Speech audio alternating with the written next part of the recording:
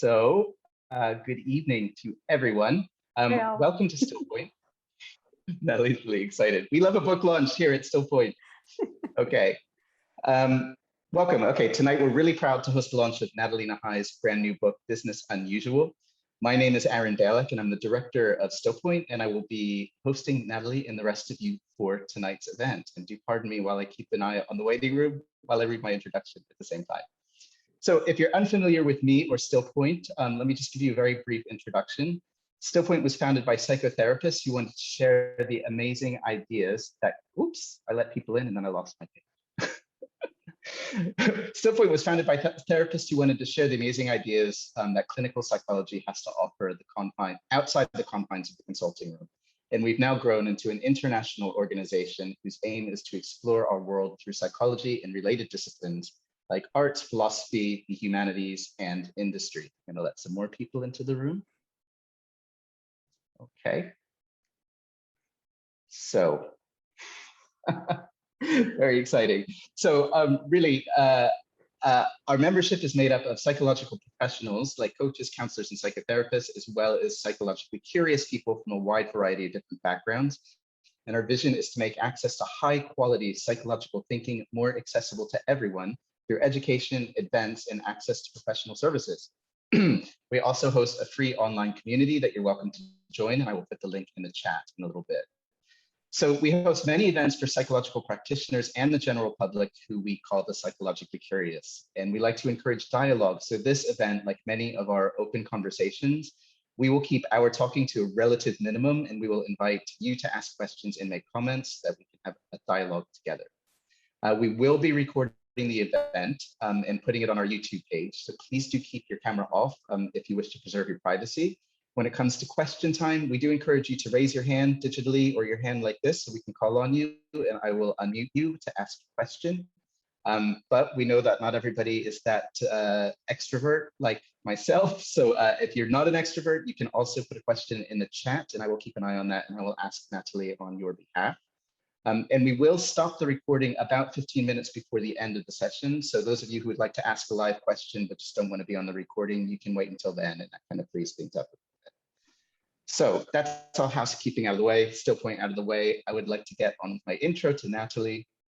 Way back in 2012 or 13, I don't remember which year, I was an academic in a shrink writing about psychoanalysis and social media when I went to my first social media week event to encounter this amazingly eloquent woman launching her book, Webs of Influence.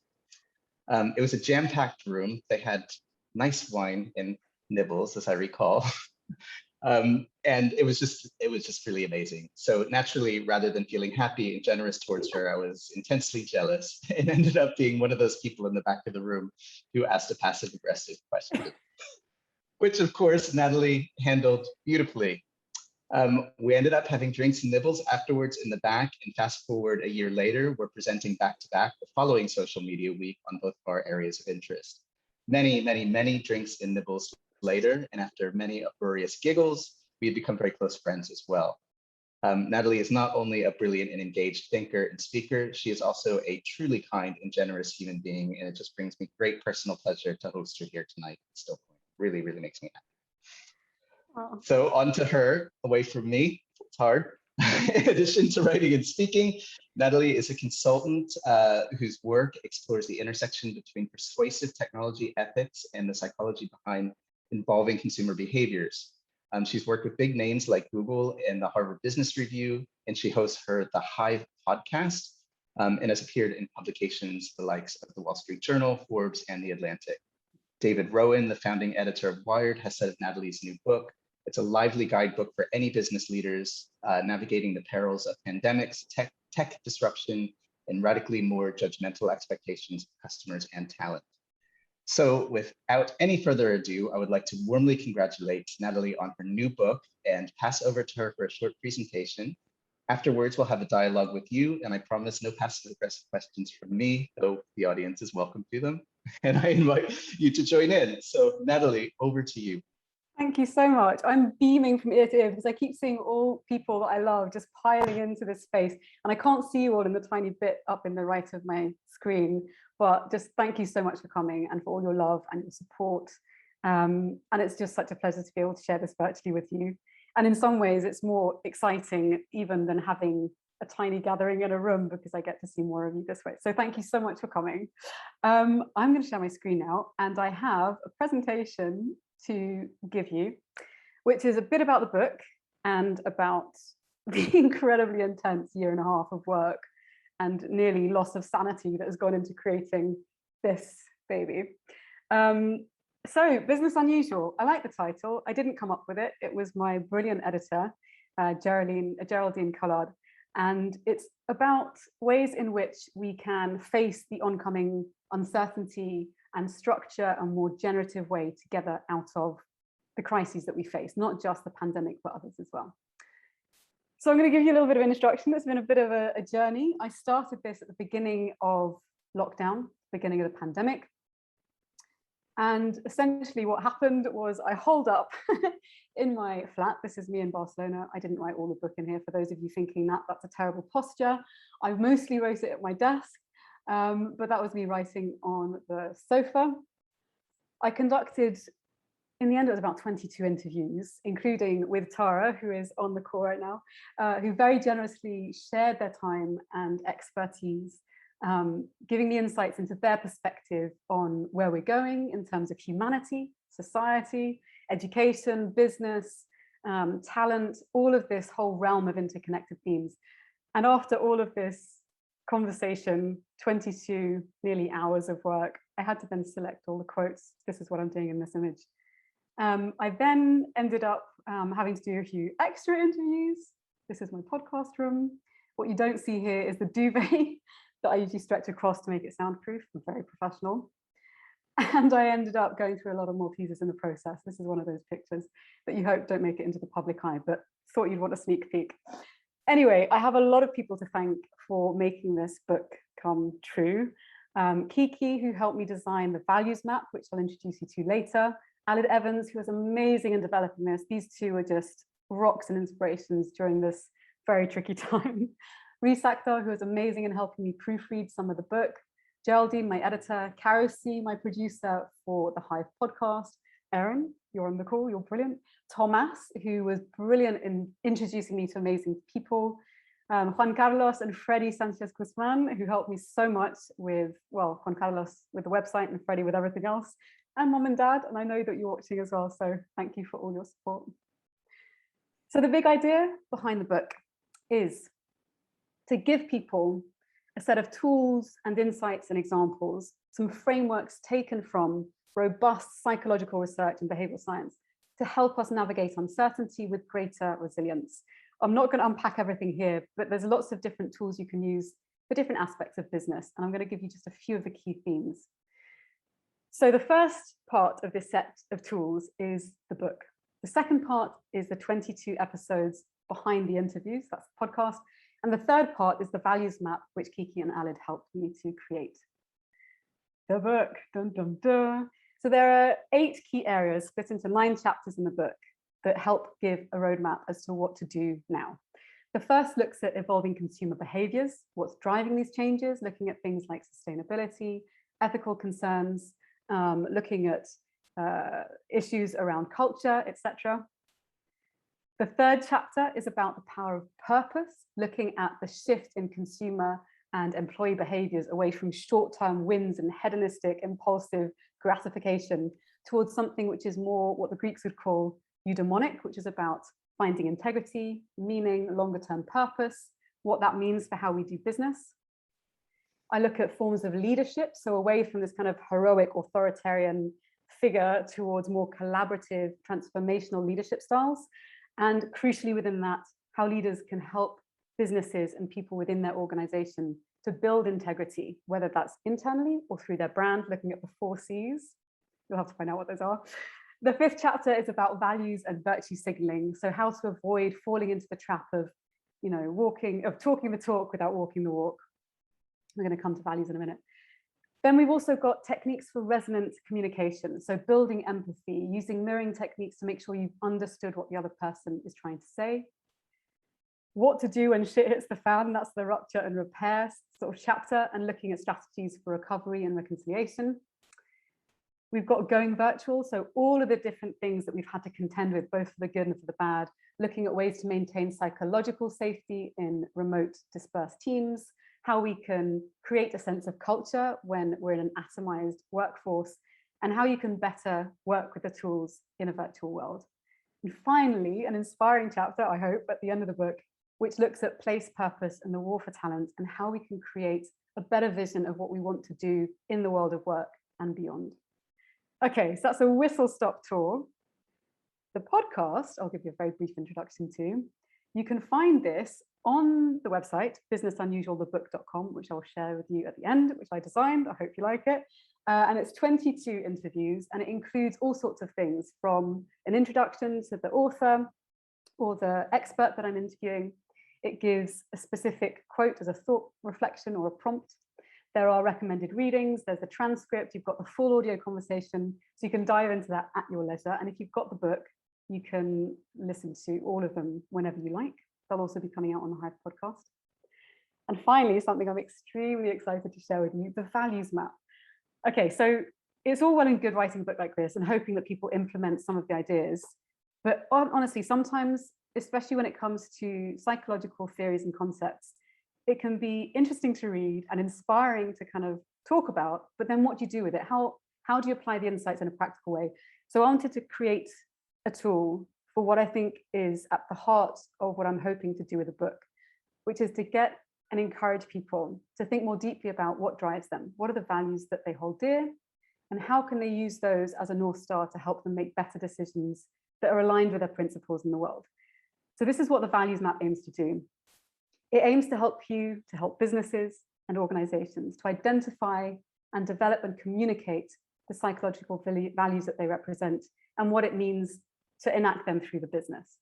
And so it's based on Schwartz's basic theory of values, which is a continuum. I've written about it in the book, but it gives you a much more accessible way to figure out what your values are, what it means for you, and if you're in an organization, how you can express them business-wide. So this is the app. Alid has designed and developed this extraordinarily beautiful, fluent experience for you to try out. Kiki was totally brilliant at bringing in all the psychometric side of things and the survey technical stuff. And so my invitation to you is to go and find out what archetype you are. Obviously, it's a bit more complicated than that, but this is a roadmap to open the door into this world. So we have the global stewards, the preservers, the innovation leaders, and the justice warriors. I was actually kind of surprised by the one I came out as. I'm not going to tell you which it is because I want to bias the conversation, but you can go and check that out. And if you want more after this conversation and after we've gone head to head with some challenging questions, you are welcome to join me as well next week for a very exciting conversation I'm having with a fellow author, Sharath Jivan, who you can see at the top of the screen, who's written a really fascinating book, which is out today actually, on intrinsic motivation. So what moves us to motivation in the world in a way that kind of, doing things that you enjoy, doing things that you find inherently exciting. He's going to be brilliant to speak with. So if you want more, you can join me then. This is the link. We're going to share it in the chat for the website where you can find out lots more. And this is where you can grab the book through Kogan page. It's free shipping and it's 20% off. I've created a mini link so that you can use that. It's a bit easier. And when you get to the checkout page, if you haven't bought the book already, I think most of you have. So thank you so much for supporting me. I realize you're not going to get much for the 20% off offer. Sorry about that. Yeah, if you haven't got it or if you want to get more copies, you can use this at the checkout page. And I think now I will stop sharing and we can go back into conversation. All right, Erin, you're on mute. Rookie mistake there. I know, right? I did put those links in the chat as well, so you do have access to them now. And the way we usually run these things is I'll ask just a couple questions to get the groove going and get your courage up so we can hear from you. But I think the burning question for me, Nathalie, because we had some conversations during the pandemic about this stuff, and I feel like the question that kept arising, not just there, but in general, was what happens after the pandemic in terms of a rush back to the status quo or a rush towards something that might be different. And I'm curious, now that you've seen your way through the whole writing project, you've seen yourself through the pandemic. I know we're not out of it yet, but things are changing. Do you get the sense that people are taking the cue to come, that it is going to be business unusual, to borrow your title, that, you know, that actually maybe we have learned not to revert to some of the less helpful things pre-pandemic and moving in a better direction? Do you feel optimistic, pessimistic? Are you still neutral? I'm choosing to hold the optimistic stance. And I think it's a choice because it's very easy to get one's head turned by all of the challenges that we face. I think there's a lot of challenge in, for instance, trying to go fully virtual and all of the complexity and the richness and the nuance that's lost through trying to bring everything wholesale online. On the other hand, we've gained a huge amount in terms of for people who are able, and it's only a section of people who are, there are a lot of people who can't do this, but people who are able to transfer their work online, you know, there's a really interesting question there around how people create a greater work-life balance, create more time for their family and friends. I know of quite a few men who have actually said that they much prefer this. They get to spend more time with their kids because expectations have changed in the workplace, because bosses have seen that men as well as women and anyone else along any spectrum have rich and nuanced lives and want to give care to people that are in their lives. So I think there's a huge opportunity for optimism and growth and for changing things for the better. My curiosity takes me to what we will conceive of as the workplace. So what role that will start to play, I guess, as people start to go back to work. And this is something which I think we've just seen the beginning of, in terms of, you know, you're going to have a place that's in a third of occupancy. What's going to be the purpose of the office? How can you create culture? How do you create a sense of connection if you've got an entirely virtual workforce? I know that Perry Timms, who's someone I interviewed, a brilliant chap in HR, his entire work team is remote and it works really, really well. So it's like, well, what are different models that we can look to give us ways in which we could advance and keep including people and keep motivated and keep connected? So it sounds like you're holding optimism, but you're also maybe holding champagne. That helps with optimism. Okay, second question. Also kind of in the get into the room because he's been waiting. I keep inviting him in and it stays on joining, so I imagine there's a bad connection on his side, but I'll keep admitting him. And we are going to come to questions. I see Tara has raised her hand. I've seen you, Tara. Oh, good. Okay. Where is? All right, I can't see Tara. Can you unmute her? Yeah, I'm sure I can. Ask to unmute. I've asked to unmute. Yes. Hey, Tara. Hey. Good morning from San Francisco. Hello. How Welcome, are you? Tara. So I have two questions now. The first one is, what idea do you think is the most contrarian in the work that's going to get the most pushback, or that maybe you're a little concerned about putting out there? And the second one is, which archetype do you think I am? Well, oh, actually, that's really hard. With you, it's really tricky. I think I'm going to ask the second question first. So with the archetypes, I'm going to bring out my phone because it's got them here, which means it's easier for me to see. I would think that you probably straddle two, and most of us, when you look at Schwartz's continuum values, we tend to inhabit two sectors out of the four. And so I imagine, first of all, that you're an innovation leader, because clearly you are. And I would also imagine you to be either a justice warrior or a global steward. It remains to be seen. You'll have to let me know. And the contrarian, it's going to sound really basic, but it's one that people seem to find a hard time getting their heads around, is reduced working hours. It's something that we seem to have struggled a heck of a lot with, either because we find it hard to establish boundaries between, well, if we're working from home, between home life and work life, because a lot of what happens is in shared space. But also, I think people realizing that they don't want to spend as much time in work as they previously did. And I know that some countries and companies have said, well, we're going to do a 4-day work week. But I'm really struck by how many haven't, and how now is a really obvious time to start rolling that out. So I think that, even though it's an established and fairly weathered idea, is still pretty contrarian, because I don't see any budging on that. Do you think there's going to be a pushback on compensation? In Silicon Valley, we're already seeing the discussion of people moving away from the Bay Area, having reduced compensation for remote work. And if we reduce work hours, how does that look from a compensation point of view? Or is that something you took on as you explored this issue? I don't have an answer to that because it's not something I looked into, and because it's quite an interesting artifact of the remote work that people are expecting to be able to have. I think it points towards like the expectation that we are somehow in a new normal, that one should be able to work remotely. And I think many companies have thought, well, obviously, if we can cut overheads in terms of physical workspace, what are other ways in which we can reduce the fees that we pay? By contrast, I know that there are certain, like in the book, there's a case study around the CEO of Gravity Payments, who took something like, I think it was like $1 million pay cut to his annual earnings or something like this, in order to raise the wages of his employees when a lot of people were doing the opposite. And it allowed them to retain almost all their staff. Their staff eventually then took pay cuts in the pandemic to keep on their clients and keep the offices open. And as a result, because of those balances in value exchange, they're able to be really resilient, and they're leading the conversation on a lot of this kind of compensation conversation. So I don't know, I'm curious, because your perspective also is very specific to the tech industry, which is a huge industry and quite different to what other people are encountering. Well, excellent inquiry, and it'll be fascinating to see how people respond to that. And congratulations. Thanks, Tara. She always asks the best questions.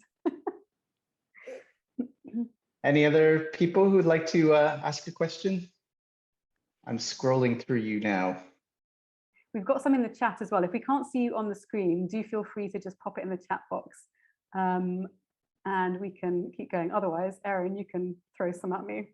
We got one question in deep, so I'm sure you've got more up your sleeve. Yeah, I got one about the old work-life balance conundrum, and how my sense has always been that work is a place of personal expression, right? And that this kind of idea that life is separate from work it's a bad idea, right?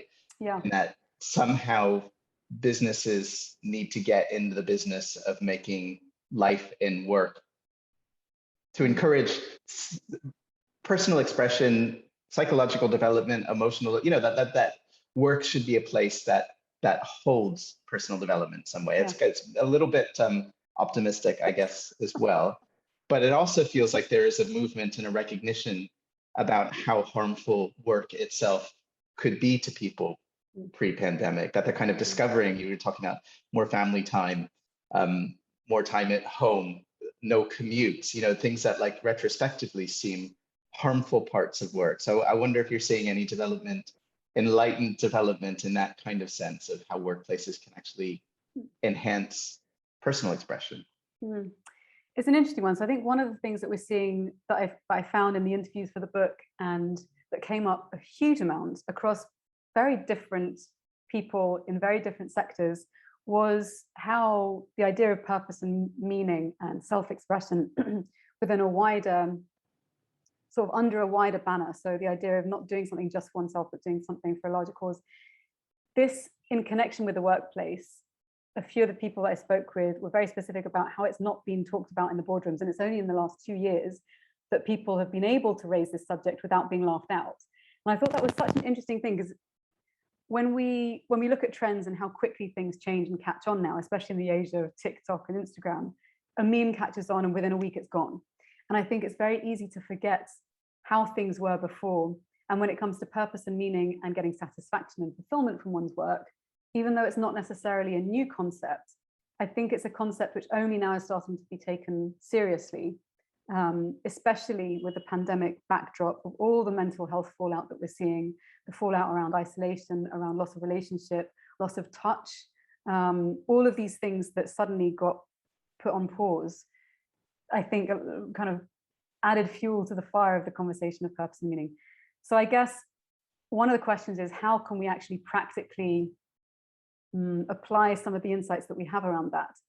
And I think one of the things that you find is, again, sort of back to the values piece, is that we know that when people go through hardship, or they're having to face crises or challenges that are deeply, deeply difficult, adhering to a set of values that we hold dear is one of the most powerful ways in which to harness a sense of purpose, a sense of anchor, a sense of meaning, and a sense of direction, of having optimism to be able to charter a path through whatever you're experiencing. And I think as people integrate their employees back into the office, a lot of the focus is going to have to be around that. So I think the questions really are, what do we stand for as an organization, whether you're an educational organization, an NGO, whether you're in any kind of business or industry, whether you're in care work, giving greater visibility to people who didn't have visibility before, especially, you know, educators like my parents who used to be teachers, or people who care for others for a living. Thinking about how can we ask people, what are the values that you hold dear, and how can we, through the work that we do, help you to express them or to have a say in the way in which the business is run. And that's going to throw up a lot of difficult conversations, because often, and I'm sure this has happened to a lot of people, possibly even on this call, when you ask yourself, well, is what I'm doing valuable? Is it meaningful? Many times you might think, God, it really isn't. And then what do you do?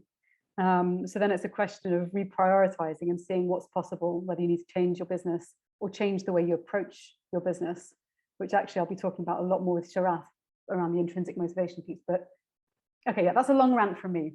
Over to you. Well, it sounds like you're also kind of saying, what I'm hearing anyway, is that like the mission statement, the values, the vision of a company aren't this kind of thing that you write to put on your website, but something that needs to be returned to over and over. Like, these are the values, and you need to be held accountable to those values. Yeah, and I think one of the things that came through from the interviews with Perry, actually, who I mentioned earlier, he was talking about, and it was a really interesting point about, well, it's all good and well to have values or principles, or well, values that you uphold, but how do those principles express themselves in actions that you can then hold up and say, well, are we living up to these actions? Are we contradicting these actions? So if, for instance, you have the value of fairness and you want to give people equal opportunities, does that show up in your hiring policy? Do you have ways of stripping out bias and prejudice throughout the organizational structure?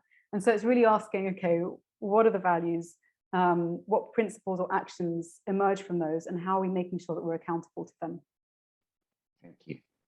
We do have a question in the chat from John. He says, what needs to be done to promote and encourage countries and businesses to adopt the 4-day week? You were covering this a little bit before. It would also improve work-life balance and family time. Honestly, I would ask for it. I think a lot of people are either afraid of asking, or a lot of people in positions of leadership are afraid of offering. And I think, as with many of these cultural shifts, we have to demand, or sometimes demand, but also put it on the table and say, look, I would really value having a flexible work week. Here's all the research. There's such a lot of research showing all of the benefits that come from having a 4-day work week. And it's really about starting the conversation. I think everything has to start from there. And if there's enough interest, then people will usually respond in a favorable way. I think especially in this moment, there's a lot more openness to consider changes. And I think we have a closing window of time to establish new norms, new expectations, and to really hold a vision for what we want work to look like. And so if we can use this time now, I think within 6 to 8 months, it's going to get harder to have these conversations, because people are already ramping things up and sort of setting up new habits and norms. So have the conversation now, I would suggest. Thank Perry, you. I've got there as well. Yes, so Perry is asking, this may seem unlikely in the face of the titans of tech just getting bigger and having more clout, financing, and impact than countries and their governments. A really interesting and important theme today. Is radical business unusual? The disaggregation of the entity of megacorp and companies, perhaps fueled by more democratized digital technology and individuals extracting themselves from the world as we know it. I'll let you read that again, maybe. It's a lot to take in. So what I'm taking from this, and Perry, please correct me if I've misunderstood your question, the disaggregation of the entity of megacorps, I'm wondering there if you mean that we're going to go from like massive monolithic cultures, which, I mean, I don't think you can establish cultures on such a big scale anyway, it usually goes into micro cultures. But if you're asking about if we're going to see a shift from these massive megacorps into smaller groups of people, and then what role technology plays in empowering people to have more autonomy, is that kind of what you're asking? Exactly Excellent. Nice to hear your voice, Perry. Hello. Thank you. Yes, I think in large part we're going to see that, but I also wonder, my sense is that we might see a bit of a swing in both directions. I think kind of also weaving back to what Tara was asking about compensation and lack of compensation, we don't yet know if we're going to end up with companies that take the route of, well, we need to consolidate the people that we have on the ground, make sure they come in, make sure we're surveilling more of their work. We can even do that. I mean, a lot of people were surveilled from working from home. So there's that level of authoritarianism and control, which we've also seen a spike in, which suggests that we could go that route, which is kind of consolidating the power of these companies. But then we've also seen a lot more people leave the businesses they're working in, take more flexibility, take more autonomy. And so I wonder if we're actually going to see a divergence. And I'm not sure. I was kind of optimistic to see that there'd be more fluidity with the ways in which large corporations enable their people to work. But I think under the guise of fluidity and people who can work remotely, there are going to be other problems, like one of the people I interviewed talked about the roomies and the zoomies. So the people who work remotely, who don't show up in a physical office, who are then disadvantaged because those in the physical office are more visible when it's a hybrid work situation. And therefore they're more likely to make the handshakes, make the deals, be top of mind when it comes to promotion, etc. Or the people who get to go in are going to be the one that get the travel compensation and they get to go to the important meetings. These are all questions at the moment. We'll have to see how they play out. But I wonder if we're going to see kind of progress in both of these directions. It'll be interesting to watch that space, I think. Mm-hmm. Any more for any more? Very quiet on the chat. Come on, my friends in Barcelona. Oh, my brother's asking a question. Hi, Paul. Okay. I'll unmute him. Hold on. Oh, hello. Hello. Congratulations on the book. Thanks. So nice to see you. I was wondering, there's a bit of a sense that the pandemic has accelerated trends that were already there. So things like going a bit more virtual, things like bringing your whole self to work and understanding mental health in the workplace. Is there anything that you think the pandemic has introduced or changed that wasn't on the agenda, or at least not in the kind of near to medium term? That's such a good question. I think the biggest thing that comes to mind for me is a perspective shift. So I think one of the things that's been really exciting about this is a deep shift in how we now finally recognize, to your point about bringing the whole person to work, we now recognize that people's context and work life and self outside of work deeply impact how they show up for work, their performance, among other things. And I think that recognition has kind of made progress on the conversations around what it means to take time out to look after kids, what it means to take time out to look after one's health. I think it's made possible a more nuanced and richer look at what it means to be an employee. It's not just you show up for work, you do your thing and you go home. I think that for me has been the biggest shift, and I really was quite surprised at how that seems to have continued. So I know at the beginning of the pandemic, there were lots of conversations. I was hosting roundtables for a company with executives, and they'd call in from all over the world. And we had an icebreaker starter, which was, how are you this week? Which is simple. In pre-pandemic times, people would just say, fine. And we ended up on half an hour. We ended up going down these existential rabbit holes because people were so interested in digging into that very simple, previously ignorable question. And I've seen that hasn't really changed that much in the time since, that people still want to have more of a conversation. And so I think there's a greater openness, which wasn't present before, which wasn't anticipated, and which seems to have stuck to at least some extent now. Okay, Tara's asking another question, which is, thanks, Paul. Yeah. Yes. You can see that, Nathalie. I can see them. Okay. Where's the most innovation needed to drive these values? I would say in psychological safety, which is obviously a psychological response.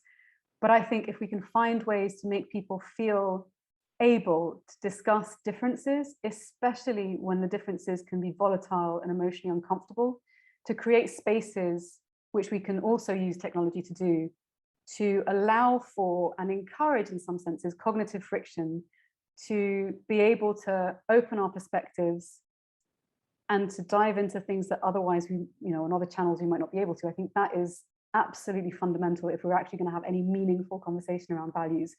And when I say this, I'm not going to name specific themes per se, but I know that on social channels, they've become so difficult to have compassionate conversation on. And there's such a drive towards inflammatory content and towards amplifying that which is provocative, that there's a real opportunity here to find a way to facilitate the opposite of that. So how can we bridge difference? How can we create space where people can experience discomfort and also unpack where that discomfort comes from, and come up with some constructive solutions to learn from each other? I think that's what we desperately need in all areas of life right now. And I think technology could potentially find a way to rebalance the harm that's been done across certain platforms. I'd like to ask a follow-up to that, if you don't mind. Please. So because the book is so focused on the business side, these values in the business side and these conversations, and yet many companies and individuals are having, there's a bit of a chilling effect in discussing these in these environments. Did you look at, or have you considered places outside of business where people will have these conversations, whether it's a group like this discussing it, or book salons and community, or other places they can do that to establish their values and then bring them back into their company where appropriate? That's a great question. I mean, my experience has been very analog in response to that kind of inquiry. So a lot of the, well, analog and small, I think it's kind of the opposite of what we find on these social platforms, where you have the individual and they're kind of broadcasting a message and then everything sort of piles on top of that. My experience with difficult conversations or complex conversations have been positive and possible either when it's been a small number of people contained with a very clear expectation of what is and isn't acceptable to discuss. So it's kind of saying, look, we're going to talk about discussing differences. We're going to talk about things which might make us uncomfortable. Is everyone okay to subscribe to that for the duration of this conversation? I think that can happen in virtual formats. It can also happen in person. I've noticed I have had a greater need during this time to have a small group. We meet, well, I haven't met last week, but last month, but to meet on the full moon every month and have a discussion around a specific theme, which is not recorded. There aren't devices present in the room, and it just gives an ability to just speak freely. And so I think private, contained, as in kind of what is it that we're expecting from this? What do we agree to sign up for? And smaller groups, that kind of framework tends to work well. And I think it works better in person. So Nathalie, we have 3 questions in the chat. I don't know if you want to have a look at them yourself. And I think what we should do is, if you could respond to those, that'll take us to about 1:15, maybe a little bit more, and then I'll pull off the recording. So if people want to participate by voice, they can do that after these 3 chat questions. Okay. So Aisha, hi Aisha. In addition to the increased recognition of men as caregivers in the home, as well as women, have you seen any additional shifts in gender perceptions in the workplace? Are women better off or worse off than before? Oof. This is a very, very interesting and tricky subject, because a lot of the preliminary research that we saw, and in my interview with Stephanie M.H. Moore, who I speak with for the interviews for the book, a lot of the introductory research, my conversation with her, have pointed towards women and sort of more BIPOC groups being at a significant disadvantage throughout the pandemic. I think it's such a complex area, because in some areas, people have been able to make the most of the flexibility and adapt it to their lifestyles. On the flip side, a lot of people who are most disadvantaged are the ones who work in industries where a virtual translation of their work isn't possible. So I think in terms of gender balances along the spectrum, and in terms of any biases around race and ethnicity, also around age, also around ability, all of these things, I mean, that's several books in themselves.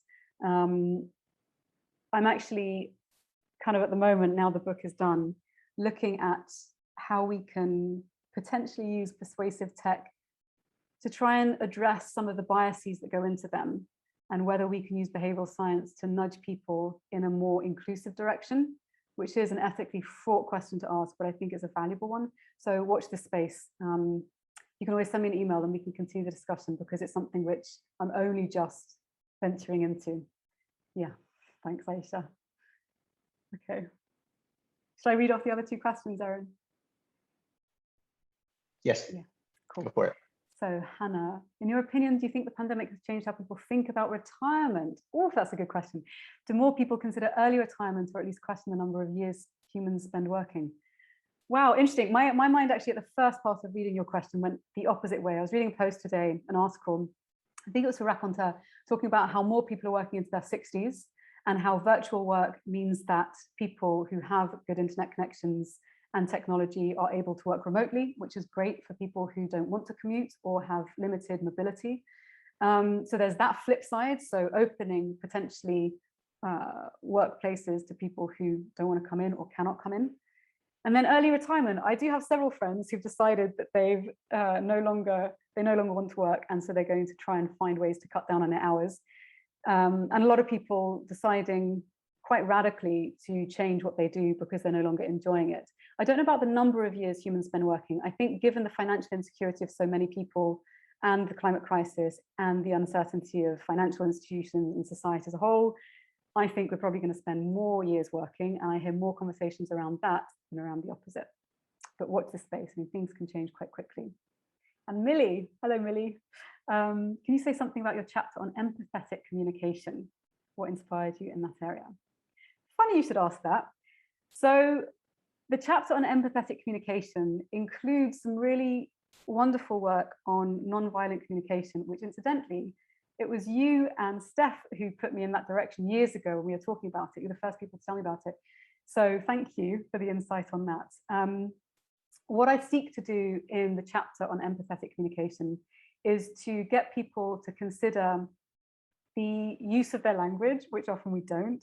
So there are aspects around active listening, what that looks like in practical terms, techniques that you can employ to better ask questions that will yield richer answers and to reflect back what people have said to make sure you've understood them in the way they want to be understood. There's information around nonviolent communication. So what are the needs that underlie specific, let's say, surface level questions or outbursts or interactions so that you can find a way to resolve rupture when it happens. There's also communication in there around, or writing in there around the mirroring of language, which is interesting, and how that's increasingly happening in AI chatbots as well, to make sure that people's emotional tone is matched as well as the content of what they say. So that's just some of the good stuff that's in that chapter. Thank you so much, Nathalie. With direct reference to empathic communication in AI, we're going to hear a very unempathic voice telling us that the recording is stopping. Wait for it.